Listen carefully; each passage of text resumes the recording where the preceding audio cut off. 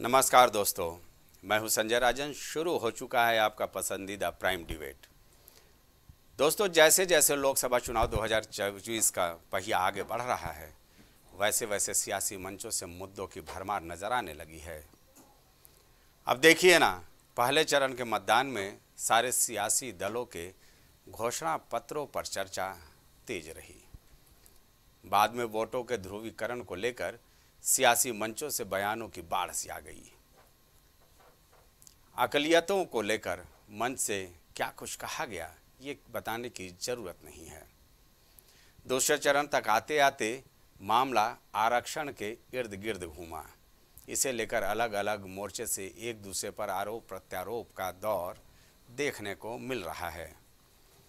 अभी इस मामले पर इंडिया गठबंधन और एनडीए दोनों मोर्चे पर सियासी नुराकुश्ती थमी भी नहीं कि दोस्तों, इन सब के बीच एक और मामला सुर्खियों में आ गया। वो है लंबे समय तक अलग अलग चुनावी मंचों से छाया रहने वाला लव जिहाद। अब इसी तर्ज पर एक और जुमला सामने आ गया है, वो है वोट जिहाद का।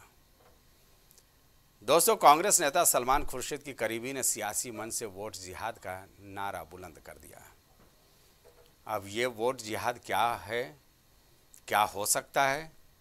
टर्मिनोलॉजी में जाए तो एक शब्द आता है जिहाद, उसके बाद एक शब्द आया लव जिहाद, जिसके ज़रिए हिंदू मुसलमान युवा युवतियों से जोड़कर मामले को देखा गया। बात यहाँ तक बढ़ी कि बीजेपी शासित राज्य, चाहे मध्य प्रदेश हो या उत्तर प्रदेश सरीखे बीजेपी शासित राज्य, इन्होंने कानून बनाकर लव जिहाद पर रोक लगाने की कोशिश की। अब एक और तीसरा शब्द ट्रेंडिंग है। अचानक आ गया है सियासी मंच पर वोट जिहाद, यानी अकलियतों से एक तरफा एनडीए के खिलाफ मतदान करने की अपील। वोटों के ध्रुवीकरण में दोस्तों, कोई भी सियासी दल एक दूसरे से पीछे नहीं हटना चाहता। चलिए, इस अपील के बाद वो भी पूरा हो गई। दोस्तों, देश में एक बार आम सभा चुनाव ऐसा लग रहा है जहां मुद्दों को भटकाने की हर कोशिश हो रही है। सियासी मन से जंग की शुरुआत हुई भारत को विकसित राष्ट्र बनाने और संविधान बचाने से, और आज मामला वोट जिहाद पर आ गया। कहां से कहां मुद्दे पहुंच गए। मुद्दों के इस भटकाव को लेकर हम आज एक चर्चा करेंगे एक बेहतरीन पैनल के साथ। लेकिन आइए सबसे पहले सुन लें कि आखिर सियासी दलों की सियासी मंच से क्या कुछ कहना है अकलियतों को लेकर, या फिर यूं कहें कि वोटों के ध्रुवीकरण को लेकर। तो मुझसे छीनने की बात कर रहे हो अपने मैनिफेस्टो में। गोल ले लेंगे, सबको वितरित कर देंगे। और पहले जब उनकी सरकार थी, उन्होंने कहा था कि देश की संपत्ति पर पहला अधिकार मुसलमानों का है। इसका मतलब ये संपत्ति इकट्ठी करके किसको बांटेंगे? जिनके ज्यादा बच्चे हैं उनको बांटेंगे। देश बदलाव चाहता है। भारतीय जनता पार्टी के लोग संविधान को बदलना चाहते हैं। जनता इस बार भारतीय जनता पार्टी को बदल देगी। जो लोग डबल इंजन की सरकार की बात करते थे, जो लोग डबल इंजन की सरकार के नाम पर वोट मांगते थे, उनकी होर्डिंगों पर केवल एक है, बाकी दूसरा इंजन गायब है। हमारा नामो नक्श मिटाने के लिए ये संघीय सरकार जो कोशिश कर रही है, उसको तुम कामयाब करने का काम करोगे, उसके मंसूबों को कामयाब करने का काम करोगे। इसलिए बहुत अकलमंदी के साथ, बहुत जज्बाती ना होके, बहुत खामोशी के साथ, एक साथ होके वोटों का जिहाद करो, क्योंकि हम सिर्फ वोटों का जिहाद कर सकते हैं और इस संघीय सरकार को भगाने का काम कर सकते हैं। देखा और सुना भी आपने किस तरह से सियासी मंचों को लेकर वोटों के ध्रुवीकरण को लेकर लगातार बयान दिया जा रहा है। पहले चरण का मतदान संपन्न होता है, वोट परसेंटेज काफ़ी कम होता है, 7 से 9% की गिरावट आती है। दूसरे चरण के आते आते मामला हिंदू मुसलमान तक लाने की कोशिश होती है। राजस्थान के मंच से जिस तरह से प्रधानमंत्री नरेंद्र मोदी ने शुरुआत की, पहले तो वह विरासत टैक्स, उसके बाद आरक्षण को, SC ST के आरक्षण और OBC के आरक्षण को मुसलमानों में बांटने की कवायद तक पहुंची। फिर मामला चला कि 400 पार अगर मोदी सरकार पहुंचती है तो कांग्रेस का ये आरोप लगा, समाजवादी पार्टी यानी इंडिया गठबंधन का ये आरोप लगा कि भाई बीजेपी संविधान में संशोधन करके आरक्षण को समाप्त कर देगी। कांग्रेस ने कहा, हालांकि राहुल गांधी की न्याय यात्रा का मुख्य मुद्दा भी था, ओबीसी आरक्षण की मांग को लेकर के वो लगातार पुरजोर कवायद करते हैं, इसके लिए वो जातीय जनगणना की मांग भी कर रहे थे। तो एक तरह से ये कहा जाए कि तीसरे चरण तक आते आते मामला आरक्षण के इर्द गिर्द चला गया है। हिंदू मुस्लिम वोटों के ध्रुवीकरण के अलावे जातीय वोटों के ध्रुवीकरण की कवायद शुरू हो गई है। यानी कुल मिलाकर सियासी मंच से मुद्दों का भटकाव, या ये फिर ये कह सकते हैं कि अलग अलग सियासी दलों की रणनीति का हिस्सा है कि 7 चरण में जो लोकसभा का चुनाव होना है उसके लिए अलग अलग मुद्दे होंगे। एक बेहतरीन पैनल हमारे साथ जुड़ रहा है, मैं चाहूँगा कि उन्हें जोड़ा जाए जिससे हम चर्चा को आगे बढ़ाएं। हमारे साथ स्टूडियो में मौजूद हैं कांग्रेस के प्रवक्ता प्रदीप सिंह, कांग्रेस की बेबाकी से राय रखते हैं। दिलीप यादव जी राजनीतिक विश्लेषक हैं, इनका भी मैं स्टूडियो में बहुत बहुत स्वागत करता हूं। इस चर्चा को आगे बढ़ाने में हम इनका सहयोग लेंगे। प्रखर श्रीवास्तव ये भी हमारे साथ इस चर्चा में जुड़े हुए हैं, इनका भी बहुत बहुत स्वागत है। ये आम आदमी पार्टी का पक्ष रखेंगे और बीजेपी का पक्ष रखने के लिए हमारे साथ प्रियंका मौर्य जी हैं, हम आपका भी बहुत बहुत स्वागत करते हैं। आरपी राजन समाजवादी पार्टी का पक्ष रखेंगे हमारे साथ इस चर्चा में, क्योंकि मामला प्रदीप जी से जुड़ा हुआ है। प्रदीप जी, आरोप तो आप लोग ये लगाते रहे भारतीय जनता पार्टी और उनके घटक दलों पर कि ये वोटों का ध्रुवीकरण कर रहे हैं। फिर ये जो सलमान खुर्शीद की करीबी रही हैं, इनका नाम है मारिया आलम, ये जो वोट जिहाद की बात कर रही हैं, ये क्या है भाई, ये समझाइए हमें। नहीं, किसी भी मंच से तमाम तरह के लोग आके अपने अपनी बात रखते हैं। तो मारिया जी भी करीबी हैं या नहीं है इसकी जानकारी हमारे पास नहीं है। एक बात, दूसरी बात यहाँ तक रही, किसी जिहाद शब्द का शाब्दिक अर्थ भी जानने की कोशिश होनी चाहिए। जिहाद एक अरबी शब्द है, इसका मतलब है कि प्रयत्न करना, यानी नैतिक मूल्यों के संरक्षण के लिए की जाने वाली जद्दोजहद या संघर्ष, किसी जायज मांग के लिए भरपूर कोशिश करना या आंदोलन, और इसका मतलब है मेहनत और मशक्कत कर किसी चीज को प्राप्त करने की मेहनत और मशक्कत करना, ये इसका शाब्दिक अर्थ है। अब आप बात जब हम कांग्रेस पार्टी या भारतीय जनता पार्टी पर यह आरोप लगाती है कि वो हमारा आरक्षण छीन लेना चाहते हैं और बार बार ये तमाम तरह की एफआईआर कराते, तमाम तरह की बातें करते हैं, तो हम बार बार ये कहना चाहते हैं कि आप बताइए कि 2015 में मोहन भागवत ने ऑर्गेनाइजर को एक इंटरव्यू दिया, उसमें साफ कहा कि आरक्षण की समीक्षा होनी चाहिए। 2017 में आरएसएस के तत्कालीन प्रचार प्रमुख मनमोहन वैद्य ने आरक्षण जारी रखने का विरोध किया था। आरएसएस के सर संचालक गुरु गोलवलकर ने भी अपनी किताब विचार धन में जाति के आधार पर आरक्षण देने का विरोध किया है। 2017 में बीजेपी सांसद अनंत हेगड़े ने खुले मंच से कहा था कि हम संविधान बदलने आए हैं। तो संविधान क्यों बदलने आए हैं? इनके ये केवल हेगड़े ने नहीं, आप बताइए, बगल में लल्लू सिंह जी कहते हैं, तमाम इनके सांसद अगर चुनावी सभा में जाकर ये कहते हैं कि हम संविधान बदलने, हमें 400 सीटें दो क्योंकि हम संविधान बदलने आए हैं। तो संविधान में क्या बदलना चाहते हैं? निश्चित तौर पर संविधान में उन गरीबों का हक छीनने की कोशिश करना चाहते हैं कि क्योंकि ऐसी विचारधारा से आते हैं। और बार बार जब आदरणीय राहुल गांधी जी कहते हैं कि गिनती करो, सामाजिक आधार पर, आर्थिक आधार पर और जातीय जनगणना कराओ, तो इनके पेट में तुरंत दर्द होने लगता है। जब हम आरक्षण के हक की बात करते हैं, एससी एसटी ओबीसी को आरक्षण को 50% की सीमा हटाने की बात करते हैं, पूरी भारतीय जनता पार्टी चिल्लाने लगती है। जब हम जल जंगल जमीन पर कानूनी हक की बात करते हैं तो भारतीय जनता पार्टी के पेट में मरोड़ होने लगती है, और जब हम अपनी धरती अपना राज की बात करते हैं तो इनके पेट में मरोड़ होने लगती है। इन्होंने तो वादे किए थे। लेकिन प्रदीप जी, जिहाद का मायने तो एक वर्ग विशेष के लिए ही है ना, हिंदू वर्ग कभी जिहाद नहीं करते हैं ना। देखिए, बात तो हम कह रहे हैं कि तमाम डकैत भी माँ दुर्गा की पूजा करते हैं। तो क्या मतलब, अगर डकैत पूजा करते हैं तो किसी और को माँ दुर्गा की पूजा नहीं करनी चाहिए क्या?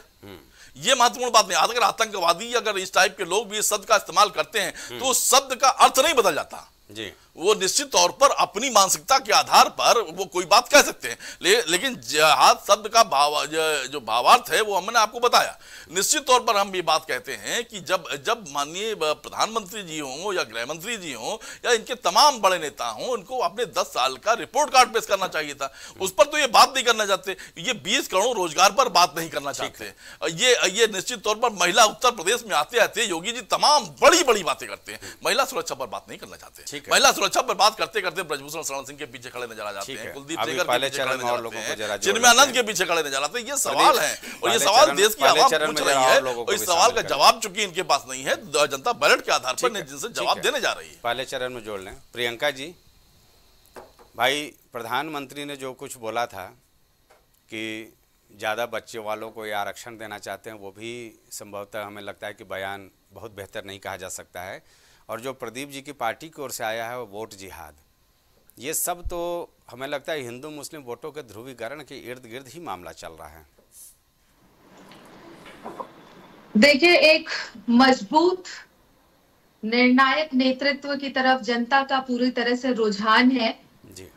और जिस तरीके से भ्रष्टाचार, परिवारवाद, तुष्टीकरण की राजनीति ये विपक्ष कर रहा है, ये इन लोगों को इस समय भारी पड़ जाएगा। इस बार समझ में आ जाएगा 4 जून पे। मैं आपको बताऊं कि प्रधानमंत्री मोदी ने इस देश की जनता को सजग किया है कि जैसे इन लोगों ने 60 साल इस देश के साथ अन्याय किया और न्याय यात्रा निकाल रहे हैं, इन लोगों को दिखाई नहीं देगा कि 10 साल में क्या विकास हुआ है, क्योंकि ये लोग एकदम आंख और नाक का कान सब बंद करके बैठे हुए हैं। इनको नहीं विकास दिख रहा है, लेकिन जनता को दिख रहा है विकास। और ये बात कर रहे हैं कि आरक्षण के लिए उल्टी सीधी ये जो चीजें बोल रहे हैं, संविधान के लिए कह रहे हैं कि संविधान बचाओ, असल में तो ये अपनी पार्टी को बचाने के लिए परेशान है, अपने परिवार को बचाने के लिए परेशान है, क्योंकि काम तो इन्होंने कुछ किया नहीं 60 साल में जो ये गिनवा पाए। और इसीलिए इनको गठबंधन में आकर के सबके साथ मिलकर के सिर्फ मोदी की बुराई करके और मोदी जी के ऊपर फेक न्यूज, फेक तमाम इन लोगों ने जो फैक्ट्री खोल रखी है फेक न्यूज की, वो पूरी तरीके से जनता के बीच में डाल करके ये चाहते हैं कैसे भी वोट पाले। लेकिन जनता ने तो समझ लिया है कि क्या अंतर पहले की सरकार में रहा और मोदी जी के समय में 10 साल के कार्यकाल में कैसे लोगों को सुविधाओं का लाभ मिला। अब संविधान की ये बात कर रहे हैं, तमाम सांसद की बात कर लेंगे, लेकिन स्वयं मोदी जी ने अपने वक्तव्य में ये कहा कि अगर डॉक्टर अंबेडकर साहब भी आ जाए तो वो भी संविधान को नहीं बदल सकते। तो संविधान पे कोई खतरा नहीं है, इनके परिवार पे खतरा है।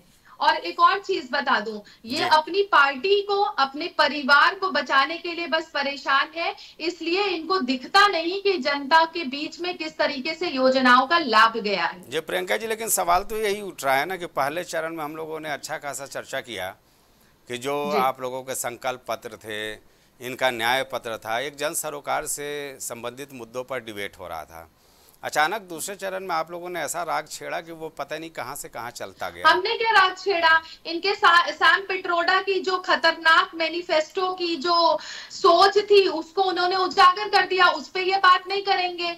अभी आपने बात किया मारिया और सलमान खुर्शीद के रिलेशनशिप के लिए, उससे ये डिनाई कर रहे हैं। तो ये तो अंधे हो चुके हैं, ये तो दिखता ही नहीं है कौन है सैम पिट्रोडा।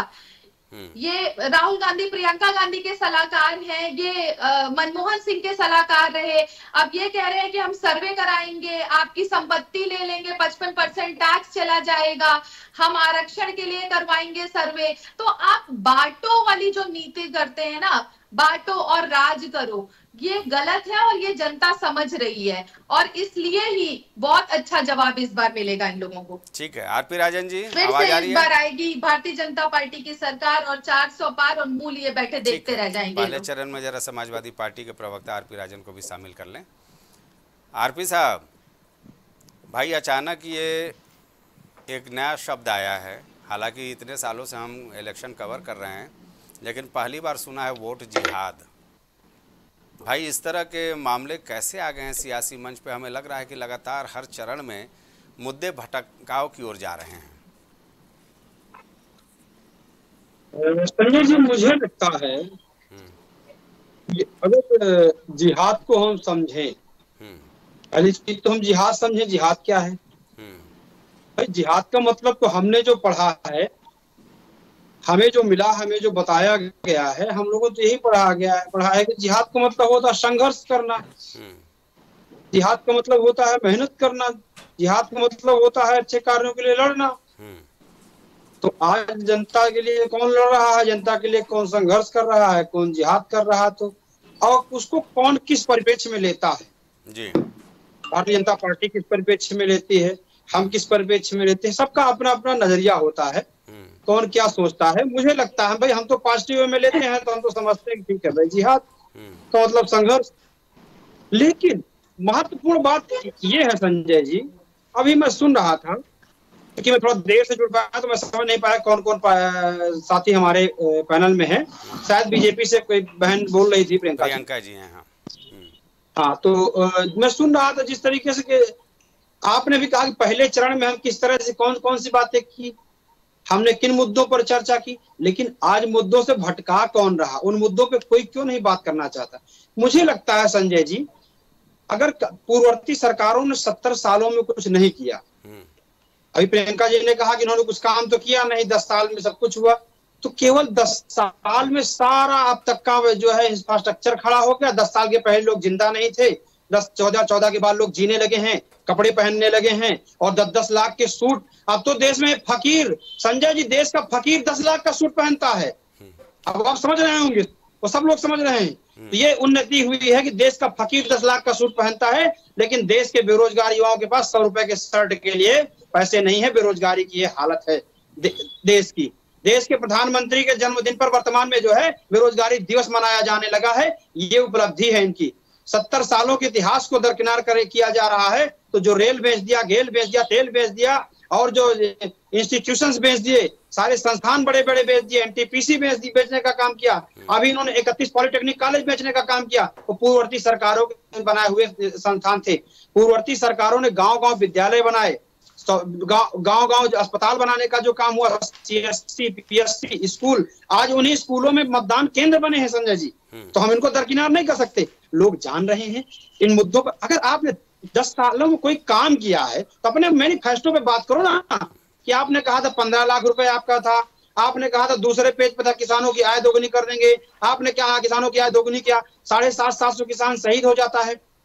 इसी उत्तर प्रदेश में बेबी रानी मौर्य उत्तर प्रदेश सरकार में मंत्री हैं, ये उनका बयान है। वो कहती हैं 5 बजे के बाद महिलाएं बाहर नहीं निकल सकती, थानों में नहीं जा सकती, जिनके ऊपर सुरक्षा की जिम्मेदारी उनके पास महिलाएं नहीं जा सकती। ये सरकार की महिला मंत्री का बयान है। तो महिला मंत्री अगर डर रही है, जिनको सुरक्षा प्राप्त है, 5 बार निकलने में डर रही हैं, इससे बड़ा सरकार पे तमाचा और क्या होगा महिला सुरक्षा के नाम पर। ठीक है। दूसरा उदाहरण लखीमपुर में आपने देखा संजय जी, 30 सेकंड लूंगा संजय जी। लखीमपुर में देखा आपने किस तरह महिलाओं को निर्वस्त्र करने किया गया, और इस देश में ना जाने कितने सैकड़ों मणिपुर हैं अभी।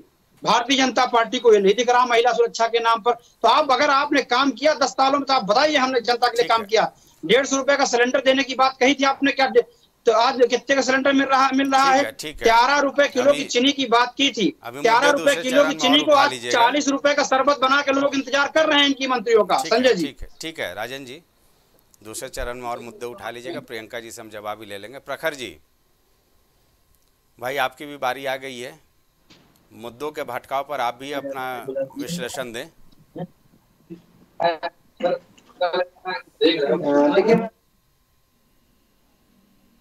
जी प्रखर जी, आवाज आ रही है? आपको आवाज मेरी आ रही है? जी, आपकी आवाज मिल रही है। भाई हर चरण में मुद्दे क्यों बदलते जा रहे हैं? राम रहीम हनुमान चालीसा से होते हुए आप लोग भी तमाम मुद्दे उठाते हुए अब मामला वोट जिहाद, लव जिहाद, ये क्या क्या चल रहा है भाई सियासी मन से? मैं अपने वक्तव्य की शुरुआत माननीय सांसद संजय सिंह जी के एक शेर से करना चाहता हूँ। संजय जी इजाजत है? जी बिल्कुल। यह अमन बिक रहा है, ये चमन बिक रहा है, ये अमन बिक रहा है, ये चमन बिक रहा है, गरीबों के तन का ये कफन बिक रहा है, बाजारों में बहनों का तन बिक रहा है। यारो बुरा न मानो तो एक बात कहूं, इन बेईमानों के हाथों मेरे देश, मेरा वतन बिक रहा है। संजय जी आपको नमस्कार, आपके सभी दर्शकों को मेरा नमस्कार और यहाँ पे बैठे हुए सभी प्रवक्ता गणों को मेरा नमस्कार।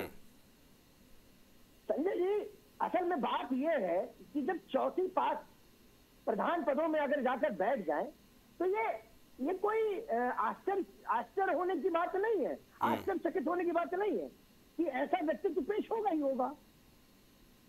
हमने अभी देखा कि पहला चरण में चुनाव हुआ, मैं आपकी सम्मानित डिबेट पे बैठा था, मैंने उस दौरान माननीय प्रधानमंत्री श्री नरेंद्र मोदी जी के बयान सुने, किस तरीके से अल्पसंख्यकों को बच्चा पैदा करने वाले, ज्यादा से ज्यादा बच्चा पैदा करने वाले बोल रहे थे, घुसपैठिए बोल रहे थे, किस तरीके से बोल रहे थे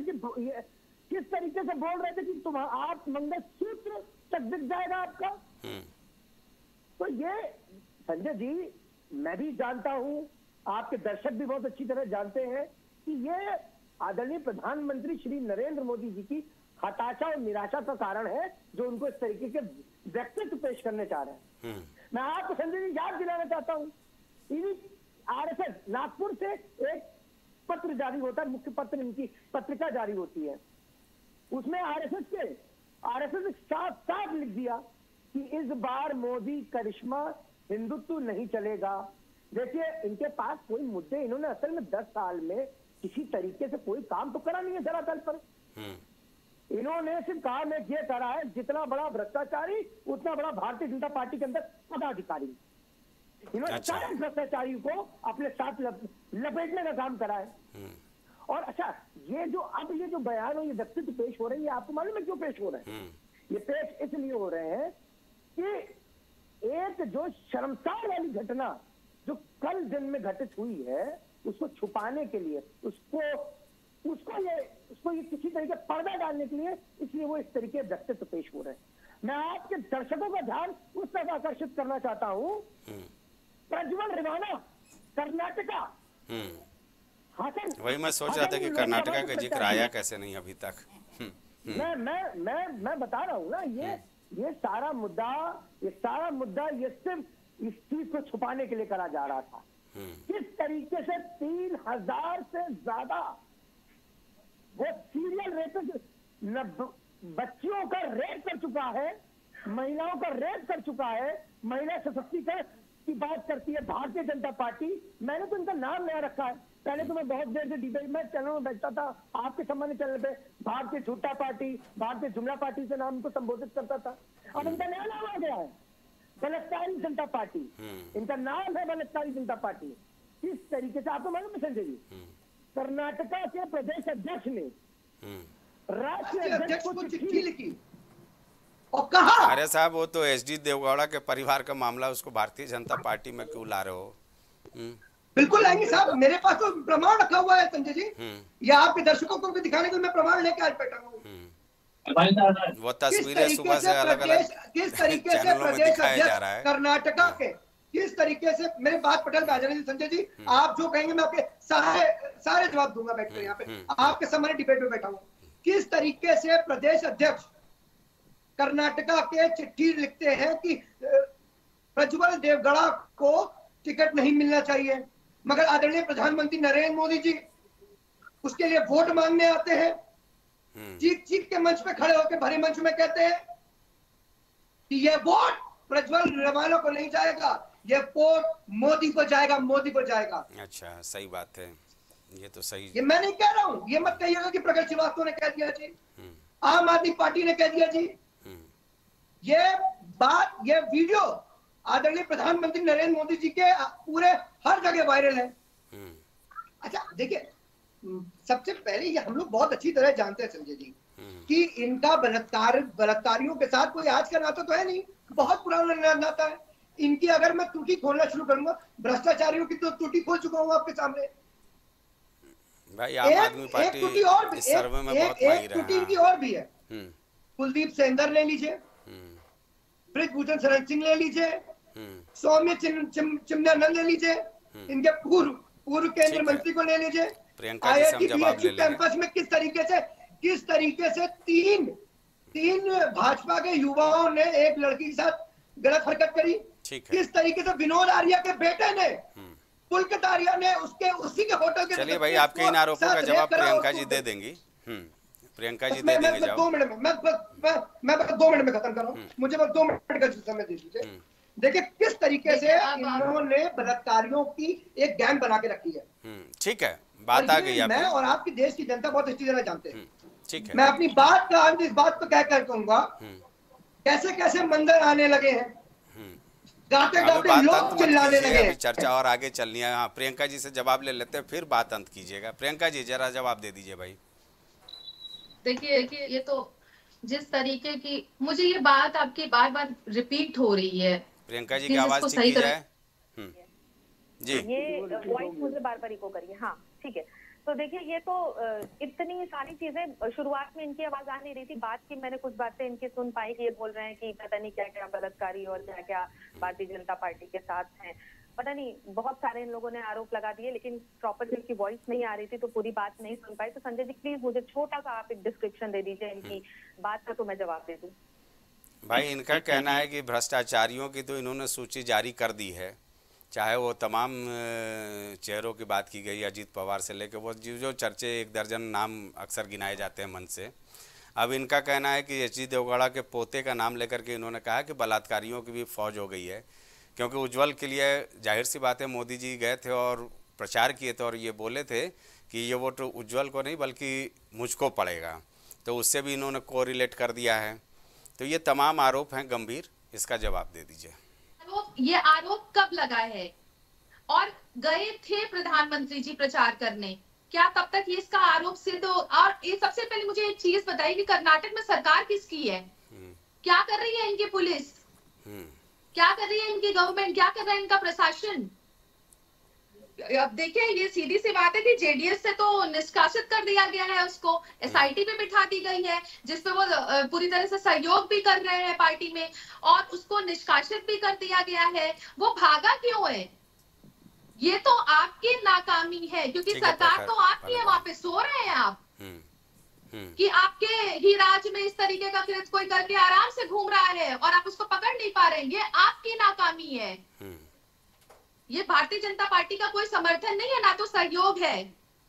तो उल्टे सीधे आरोप लगा करके आप कुछ भी नहीं बोल सकते। घबराहट में बौखलाए हुए, खिसियाए हुए हैं आप लोग, एकदम आप लोगों को समझ में नहीं आ रहा, ना तो कोई आपके पास नेता है ना तो नियत है, तो उल्टे सीधे आरोप लगा करके आप वोट लेना चाहते हैं जनता से। यही आपकी सोच है और इसी वजह से आप आगे नहीं बढ़ पाते। यही बहुत बड़ा रीजन है। कैसे कैसे आप लोग आरोप इतने उल्टे सीधे लगा लेते हैं। अरे इसे जरा पूछे सुप्रिया सुनेत्र ने महिला के लिए क्या बोला, राहुल जी ने क्या बोला महिला के लिए, सुरजेवाले के बयान को दिखा दीजिए। कहाँ चले जाते हैं संदेश खाली पे, ये कुछ नहीं बोलते हैं। तब इनके पार्टी के लोग कहाँ चले जाते हैं? प्रियंका गांधी कहाँ चली जाती है जो महिलाओं की बड़ी बड़ी बात करती है? मुंह में ताला लग जाता है इन लोगों के। महिलाओं के समर्थन में ये लोग बाहर नहीं निकल पाते हैं फिर। हाँ भाई, ये तो सिर्फ आरोप लगा लेने से काम थोड़ी चलता है। आप जिस तरीके से आप लोग जनता के लिए आप जहाँ के बात कर रहे हैं वहां पे ही सुशासन नहीं है, वहां पे ही आपकी गवर्नेंस जीरो है।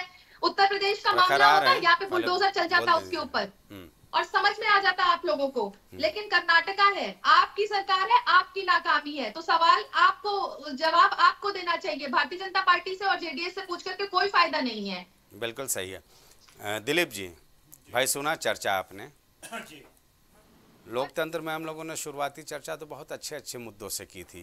किसानों को क्या मिलने वाला है, युवाओं को क्या मिलने वाला है, भविष्य की क्या योजनाएं हैं, विकसित भारत का क्या कॉन्सेप्ट होगा। प्रियंका जी आते हैं अभी, जरा राजनीतिक विश्लेषक से पूछ लें। लेकिन पता नहीं क्या लग रहा है कि इधर दूसरे चरण के मतदान से लेकर तीसरे चरण के मतदान की ओर जैसे जैसे हम बढ़ रहे हैं, अजीब अजीब से मुद्दे आ रहे हैं। एक बात तो है ना कि भाई मुस्लिम आरक्षण को लेकर के सबसे पहले कर्नाटक में देवगौड़ा जी ने व्यवस्था दी थी अलग से कोटे की, और दूसरा उनके पोते का ये मामला आ गया। जी जी भाई जेडीएस से हालांकि निकाल दिया गया वो पोता। जी, ये बात अलग है कि देवगौड़ा जी की मुश्किलें बढ़ी हुई हैं कर्नाटक के लिए, लेकिन अगर पूरे परिदृश्य को देखा जाए तो सियासी मंचों से जो मुद्दे उछल रहे हैं, जन सरोकार कितना है उन मुद्दों का? देखिए संजय जी, जिस हिसाब से जो है 2 चरणों का जो है मतदान हो चुका और वो मतदान प्रतिशत जो है घटे ही हैं, बढ़े नहीं हैं। और इसमें जो है मौजूदा जो सरकार है भारतीय जनता पार्टी की सरकार हताशा की तरफ जा रही है, क्योंकि जो है वोटिंग परसेंटेज गिरा है तो नुकसान इन्हीं का है, दोनों का है। ऐसा नहीं है कि जो है सर आकलन हम अभी नहीं कर पाएंगे, 4 जून को ही मैं बता पाऊंगा। एकदम सही। तो उसमें जो है बौखलाहट जो है रही नरेंद्र मोदी जी की, कि जिस हिसाब से पहले फेज का जो है इलेक्शन हुआ 19 का जो है अप्रैल को, तो मोदी जी जो है गए नागपुर, इसके बाद उन्होंने मंगलसूत्र और जो है विरासत टैक्स, हिंदू मुस्लिम आरक्षण जो है, अभी हमने टीवी पे देखा जो है इसी चुनाव में जो है अमित शाह जी कह रहे हैं कि जो है हम पूरी तरह से आरक्षण को खत्म कर देंगे, पिछड़ों का आरक्षण को, SC ST OBC। नहीं, वो वीडियो तो फेक है, अभी उस पर जांच चल रही है। उसको लेकर के दिल्ली पुलिस अभी ये भी कर रही है और तेलंगाना के CM को तलब भी किया है 1 तारीख को, कल यानी। तो ये चीजें जो है भी आई हैं। आरक्षण खत्म करने की तो बात हो ही रही, 400 पार का जो नारा है, आखिर आप 400 पार लेके करेंगे क्या? अरे भाई रिकॉर्ड बनाएंगे भारतीय लोकतंत्र में, रिकॉर्ड बनाएंगे, रिकॉर्ड बना के करेंगे क्या? दिलीप जी आप अपने बच्चे को कहते हो ना कि 98 नंबर आया है, कोई बात नहीं बेटा, इस बार 100 में 100 चाहिए, 100 में 100 चाहिए। तो भाई तर्क में तो दम है ना। मोदी जी कह रहे हैं 400 पार, यानी एक रिकॉर्ड बनाएंगे। रिकॉर्ड बना के क्या इनके जो मंसूबे हैं, जो हेगड़े साहब बोलते हैं, या नागपुर से जो भी है कि संविधान में हम जो है उसको संशोधन करेंगे या उसका समीक्षा करेंगे। ये तो विश्लेषण प्रदीप जी ने कर दिया है ना भाई, कांग्रेस ने और समाजवादी पार्टी ने। मैं वही कहना चाह रहा हूँ कि जो है जो भारतीय जनता पार्टी है, इनके मंसूबे जो है हकीकत में जो लोग बोल रहे हैं कि आरक्षण खत्म कर देंगे, संविधान जो है बदल देंगे, ये सारे मंसूबे के साथ ही ये आ रहे हैं। अगर 400 पार चाहिए तो, नहीं तो जो है इनको जो है कहना चाहिए ठीक है हम फुल मेजोरिटी के साथ आएंगे। हाँ, फुल मेजोरिटी, विपक्ष भी होना चाहिए, क्योंकि विपक्ष नहीं होगा तो काम करने में मजा नहीं आएगा। दरअसल एक चीज और मैं बताऊं कि जो है काम करने में मजा क्या, जो है जब पूरी तरह से फुल मेजोरिटी होगी तो तानाशाही होगी, जैसा अभी जो है 2014 से जो है 2024 तक हम लोग। अरे भाई देश ने तो इंदिरा जी की तानाशाही, इंदिरा गांधी जी की भी देखा है ना, यहाँ की जनता बहुत प्रबुद्ध है। जी इंदिरा गांधी जी के जो है वो तानाशाही भी देखा है, वो जो है पूरी दुनिया में भारतीय लोकतंत्र सारी चीजें देखी, लेकिन जो है उन्होंने बनाया बहुत है। वो जो है जो कांग्रेस का ड्यूरेशन रहा आजादी के बाद से जो है आज तक का, जब तक 2014 तक का, वाजपेयी साहब भी थे। ऐसा नहीं कि जो है प्रियंका जी कह रही थी कि जो है इनका जो इतने साल का है, जो मोदी जी कहते हैं 70 साल, तो उसमें इंक्लूडिंग जो है वाजपेयी साहब भी हैं। सबसे ज्यादा कांग्रेस का करीब 55 साल। जी 55 साल। मोरारजी देसाई साहब भी हैं। ऐसा नहीं है, सबका जो है सहयोग रहा है। और इतिहास अगर लिखा जाएगा तो नरेंद्र मोदी जी का भी इतिहास लिखा जाएगा कि संविधान से जो है ये आए थे और जो है काम इन्होंने भी किया था, लेकिन जो है किसी विशेष वर्ग के लिए, इस देश को जो है जो पढ़े लिखे लोग हैं, आप जो है उससे भर्ती कर रहे हैं, ज्वाइंट कमिश्नर बना रहे हैं, कैबिनेट बना रहे हैं, क्या उसको बैकडोर एंट्री बोलते हैं, लैटरल एंट्री वो बैकडोर एंट्री है। ये सब भी जो है वो किया जाएगा। वो जो बच्चे दिल्ली में या कहीं पे, ये एक सिक्के के दो पहलू भी तो होते हैं ना दिलीप जी। देखें, ये भी तो कहेंगे ना, गरीबों को आवास देने वाला सबसे बड़ी योजना पीएम आवास योजना क्या जो है 70 साल में सोलर क्रांति आने वाला है। मेरे मोहल्ले में ही हमको लगता है कि करीब 24 घरों पे सोलर पैनल दिखने लगा है। क्या 70 तो साल आप समझ लीजिए 70 साल में जो है इन चीजों की भी तारीफ होनी चाहिए। 70 साल में जो है आवास नहीं मिला था, नहीं इतने बड़े लेवल पे कभी नहीं मिला। इंदिरा गांधी आवास योजना चल रहा था। हाँ, कितने बड़े लेवल जो जिस सरकार का बेहतर काम है उसकी सराहना करना हम लोगों की जवाबदेही है। मैं वही कह रहा हूं कि जो है इन्होंने आवास दिया है, लेकिन उसके परिप्रेक्ष्य में आप देखें तो जो है कर्ज में कितना जा रहा है। देश जो है वर्ल्ड बैंक से कितना कर्ज ले चुका है। हाँ, ये जरूर है। ये सवाल हम प्रियंका जी से ले लेंगे। सबसे बड़ी बात है, ये देश जो है एक जो है मिक्स इकोनॉमी, मिश्रित अर्थव्यवस्थाओं का देश है, लेकिन जिस हिसाब से जो है मोदी जी का जो है 10 साल का कार्यकाल रहा, जिस हिसाब से ले जा रहे हैं, ये पूंजीपतिवाद की तरफ जा रहा है, ये पश्चिम के देशों की तरफ जा रहा है। चाहे वो जो है जर्मनी हो, ब्रिटेन हो, अमेरिका हो, इन सब कनाडा हो, इन सब जो है देशों में जो है पूंजीपतिवाद है, तो हमारा देश जो है गरीब है, जिसको जो है 2 जून की रोटी, 2 जून छोड़िए 1 जून की रोटी नहीं मिलती है, वो देश है। तो यहाँ पे जो है आप एक पूंजीपति को जो है बढ़ाए जा रहे हैं और एक जो गरीब है, हाँ, प्रियंका जी कुछ बोलना नीचे ले जा रहे हैं। ठीक है प्रियंका जी, लाभ ले लीजिए आप। अगर आपको ऐसा लगता है 1 जून 2 जून की रोटी नहीं मिल रही है, आप कांग्रेस पार्टी के प्रवक्ता हैं या राजनीतिक विश्लेषक? हमसे जो है मत कहिए मैडम। देखिए मैं साफ बता दूं, आपके ही मंत्री जो है, आपके स्कूल मंत्री रहे हैं मैडम, आपके स्कूल मंत्री रहे हैं केशव मौर्य। मैं बीच में नहीं बोलूंगी, बोलते रहिए आप। ठीक है, बोलिए बोलिए प्रियंका जी, बोलिए। देखिए विपक्ष के पास गिनवाने के लिए काम नहीं है, और ये कमीशन, करप्शन और फ्रस्ट्रेशन को अपना एम्बिशन बना बैठे हैं, इसीलिए सब लोग एक तरफ से बोल रहे हैं और सबका जवाब मैं दूंगी अकेले यहाँ बैठ करके। ये लोग कहते थे कि राम मंदिर नहीं बनवा पाओगे, तारीख नहीं बता पाओगे। राम मंदिर बना तारीख के साथ, सीएए लागू हुआ, नई शिक्षा नीति आई, 3 तलाक से मुस्लिम महिलाओं को आजादी मिली, संसद में 33% महिलाएं इस बारी से आपको दिखेंगी। ये भारतीय जनता पार्टी के मैनिफेस्टो में है, क्योंकि महिलाओं का सम्मान करना भारतीय जनता पार्टी की प्रथम प्रायोरिटी है।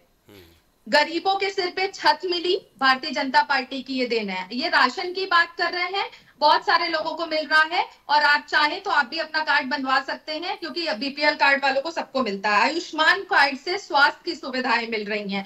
धारा 370 हटी, ये संविधान की बात करते हैं ये लोग। भारत में भारतीय जनता पार्टी के आने के बाद 370 जब हटा है, तब कश्मीर को संविधान के द्वारा पूरा सम्मान मिला है, शौचालय मिला, गैस की सुविधाएं मिली, हर घर से लोगों को सुविधा मिल रही है। और एक और चीज बता दूं, 11 करोड़ शौचालय मिले हैं, हर चीज का हिसाब है हमारे पास। 16 करोड़ लोगों को नल से जल मिल रहा है, 54 करोड़ लोगों को जन धन अकाउंट खुलवाए गए हैं, 4 करोड़ लोगों को पीएम आवास दिया गया है। जरा सा पूछना चाहेंगे, बड़ी अर्थव्यवस्था बनाई भारतीय जनता पार्टी ने, प्रधानमंत्री मोदी जी हाँ, ने। ये सूची बहुत लंबी है, ये तो हम लोग अक्सर भाई करते, इसीलिए मैंने बोला ना कि जो बेहतर काम होता है उसका। प्रदीप कुछ बोलना चाह रहे हैं। कि रेलवे स्टेशन, बस स्टेशन क्या इन्होंने बनाया?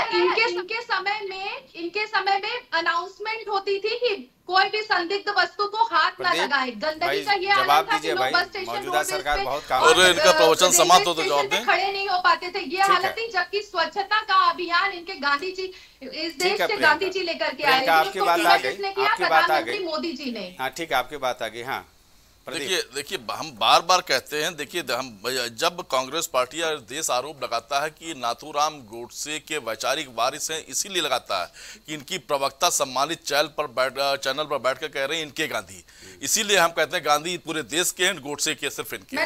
इसीलिए कह रहे हैं। महोदय आप मेरी छोटी बहन है संजय जी, इस तरह की बात नहीं कर पाएंगे, प्रियंका नोट, इस तरह की बात नहीं कर पाएंगे। नहीं, इनका प्रवचन सुनने के लिए हम नहीं बैठे, बोल रहे हैं ना, नहीं ठीक है, इनका प्रवचन सुनने के लिए नहीं बैठे, अपनी बात रखिए। कैसे ऐसा बयान दिया? ठीक है प्रियंका जी, प्रदीप जी बहुत शांतिपूर्ण ढंग से सुन रहे थे, जरा अपना जवाब दें। हाँ प्रदीप बोलो। हाँ, निश्चित तौर पर जब देश के प्रधानमंत्री 10 साल के बाद जब चुनाव हो रहा है तो 10 साल का रिपोर्ट कार्ड देना चाहिए था। आप बताइए, देश के प्रधानमंत्री ने कहीं पर या अब अपने 10 साल के काम बताए हो? 10 साल के काम छोड़ दीजिए, इन्होंने अपना मैनिफेस्टो देखिए कान में नहीं घुसा, विपक्ष के कान में घुसता ही नहीं है।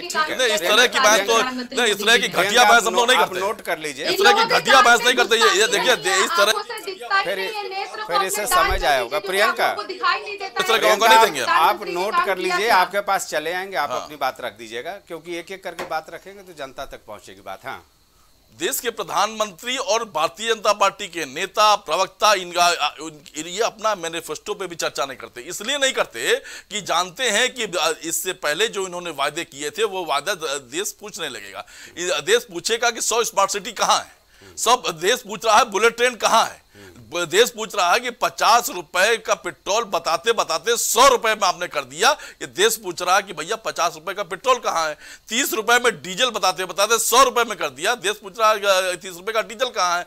देश पूछ रहा है कि 70 साल में कांग्रेस ने इस देश को 62 रुपए में डाल दी और आपने 172 रुपए में 10 साल में कर दी। देश पूछ रहा है कि 42 रुपए में उड़द की दाल 70 सालों में कांग्रेस ने दी, आपने 162 रुपए में कर दी। देश पूछ रहा है कि चीनी के दाम 15 रुपए और 17 रुपए 70 साल में इस देश में कांग्रेस ने किया, आपने 42 रुपए कर दिया। ये देश पूछ रहा है कि आपने किसानों की आय दुगनी करने का वादा किया और आय कर दी 27 रुपए प्रतिदिन, कर्जा कर दिया 74,000 रुपए। ये देश पूछ रहा है कि आपने महिला सुरक्षा की बात करते करते प्रज्वल रवन्ना के साथ फोटो खिंचानी शुरू कर दी, ब्रजभूषण शरण सिंह का समर्थन करना शुरू कर दिया, चिन्मयानंद का समर्थन करना शुरू कर दिया, और जब सवाल पूछो तो आप गिरफ्तार करके जेल भेजने की बात करने लगते हैं, और जब आरक्षण की बात आप करते हैं और आप एफआईआर पे एफआईआर कराते हैं तो चुनौती देता हूं माननीय प्रधानमंत्री जी, मैं कह रहा हूं एफआईआर कराइए मेरे ऊपर। 2015 में आरएसएस के प्रमुख पत्रों में आपके मोहन भागवत ने कहा था, साफ और स्पष्ट कहा था कि आरक्षण की समीक्षा होना चाहिए, कराइए एफआईआर मेरे खिलाफ। 2017 में सुनिए, 2017 में आरएसएस के तत्कालीन प्रचार मोहन बैद ने कहा था आरक्षण जारी रखना, हम विरोध करते, कराइए मेरे खिलाफ एफआईआर, आप कराइए एफआईआर मेरे खिलाफ। वो तो बीते दिन की बात थी। संचालक गुरु गोलवलकर ने अपनी किताब विचार धन में कहा था कि हम आरक्षण देने का विरोध करते हैं, अब कराइए मेरे खिलाफ एफआईआर। इसलिए हम कहते हैं कि आप आरक्षण विरोधी है, इसलिए माननीय राहुल गांधी जी कहते हैं जो आपने जो पैसा यहां हमसे चुरा करके पूंजीपतियों को दिया है, हम उनसे छीन कर गरीबों को दे देंगे। इसीलिए हम कहते हैं गिनती करो, इसीलिए हम कहते हैं सामाजिक आर्थिक और जाति की जनगणना करो, इसीलिए हम कहते हैं आरक्षण का हक SC ST OBC के आरक्षण पर 50% की सीमा हटाई जानी चाहिए, इसीलिए हम कहते हैं जल जंगल जमीन पर कानूनी हक मिलना चाहिए गरीबी को, इसीलिए हम कहते हैं अपनी धरती अपना राज। और जब हम भर्ती की बात करते हैं तो हम कहते हैं पहली भर्ती न पहली नौकरी पक्की, हम 1 लाख रुपए पे आप अप्रेंटिस में 1 लाख रुपए देने का वादा करते हैं, प्रदीप जी युवा रोशनी में 5,000 करोड़ रुपए देने की बात करते हैं, ये सारी बात आपकी बात करके कहते हैं। और जब हम इसलिए कहते हैं कि अगर हम किसानों के कर्जा माफी की बात करते हैं तो हमने करके दिखाया है, हमने झूठ नहीं बोला है। देश के प्रधानमंत्री लगातार अपने घोषणा पत्र में 1 लाइन कभी बोले हो बता दीजिए आप, ठीक है, और अपने पिछले साल के घोषणा पत्रों पर चर्चा की हो, विकास कार्यों पे 1 लाइन बोले हो बता दीजिए, इनसे पूछिएगा 100 स्मार्ट सिटी में 1 स्मार्ट सिटी नाम पूछिएगा, इनसे 1 स्मार्ट सिटी का नाम पूछिएगा, और इनसे एक बात संजय एक बार और बात है, इनसे पूछिएगा 5 दवाइयों के नाम बताएं जिसके दाम कम हो गए, 5 दवाइयों के नाम बताएं जिसके दाम कर दिए उन्होंने, 5 अनाज के नाम बताएं जिसके दाम कम कर दिए, 5 स्कूल के नाम बताएं जिसकी फीस कम कर दी उन्होंने। आपने शोषण किया है, दोहन किया है, और जनता आपसे जवाब मांग रही है, आप जवाब दीजिए। ये तो 4 जून को पता चलेगा, ठीक है, ये 4 जून को पता चलेगा। जन औषधि केंद्र जाएंगे तो संभवतः ये भाषण भी काम आ जाएगा। 30 सेकेंड में प्रियंका जी अपनी बात रख दें, वक्त हमें काफी कम इजाजत दे रहा है। हाँ, इशारा हो गया है, चूंकि बहुत बड़ी बातें इन्होंने करी, पूरा भाषण तैयार करके आए थे डिबेट के लिए। मैं ये जो इतनी बड़ी ये बातें पूछ रहे थे, मैं इसमें एक और चीज पूछना चाहूंगी कि देश ये भी पूछ रहा है कि कांग्रेस जो इतनी कमजोर विपक्ष 1993 से इस बार जो साबित हो रही है, उस पे ये क्या कहना चाहेंगे? कहाँ है इनके पार्टी के नेता जो प्रचार प्रसार के लिए चुनाव के समय में भी बाहर नहीं निकल रहे हैं और पहले से ही अपनी हार मान करके बैठ गए? अमेठी में ना तो इनका प्रत्याशी घोषित हुआ, ना तो रायबरेली में। उत्तर प्रदेश के बारे में तो ये सोचते ही नहीं है। बहरहाल वक्त यहीं तक हमें इजाजत दे रहा है। आरोप प्रत्यारोप का दौर तो चलता ही रहेगा। इस चर्चा में शामिल होने के लिए सारे मेहमानों का बहुत बहुत शुक्रिया। क्योंकि सियासी मंच है, लोकतंत्र का महापर्व चल रहा है, ऐसे में निश्चित तौर पर इस तरह के आरोप प्रत्यारोप देखने को मिलेंगे। लेकिन मामला तो यही है ना कि हिंदू मुस्लिम वोटों के ध्रुवीकरण में कोई भी सियासी दल पीछे नहीं रहना चाहता है, और संभवतः इसीलिए अब वोट जिहाद से लेकर के तमाम तरह के मुद्दे सियासी मंच पर तैर रहे हैं। यानी कुल मिलाकर ये कहा जाएगा कि जन सरोकार की अगर बातें हों सियासी मंच से तो संभवतः एक बेहतर मैसेज आता है, और जनता को भी ये लगता है कि लोकतंत्र के महापर्व में वो बढ़ चढ़कर हिस्सेदारी करे। मत प्रतिशत में जो इस तरह की कमी नज़र आ रही है, ऐसा लगता है कि सियासी दलों ने जो मुद्दों को भटकाया है उससे जनता भी भटकती नज़र आ रही है। फिलहाल मुझे दीजिए इजाज़त, नमस्कार।